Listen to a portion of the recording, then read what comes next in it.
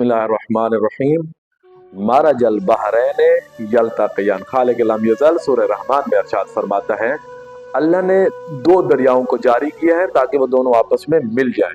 एक शख्स रसूल अकरम सल्लल्लाहु अलैहि वसल्लम की खिदमत में आया, या रसूलल्लाह मा मारजुल बहरैन, ये जारी होने वाले दो दरिया क्या हैं? रसूल फरमाते हैं, अल्लाह रब्बुल इज्जत ने कहा, अनल्लाह अरसलतुल बहरैन अली इब्न अबी तालिब इल्मुल बहर वल फातिमा तो इल्मुन नबुवा। ये दो दरिया जो जारी होने वाले हैं, अल्लाह ने कहा है मैंने दो दरियाओं को जारी किया है।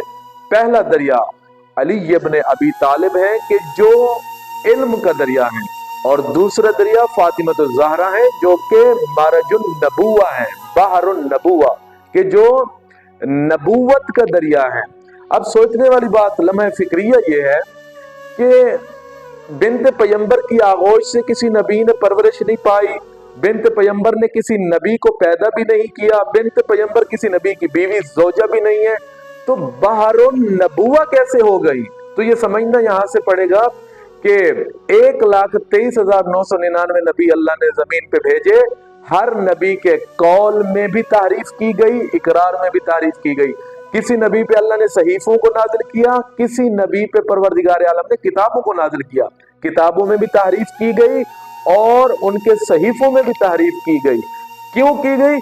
क्योंकि बहरुन नबुवा किसी नबी के पास नहीं था। मेरे नबी की 63 साल जिंदगी, 63 साल मुशक्कत, 63 साल मेहनत, 63 साल तबलीग को अगर किसी ने बचाया है तो बिन्ते पैगंबर है।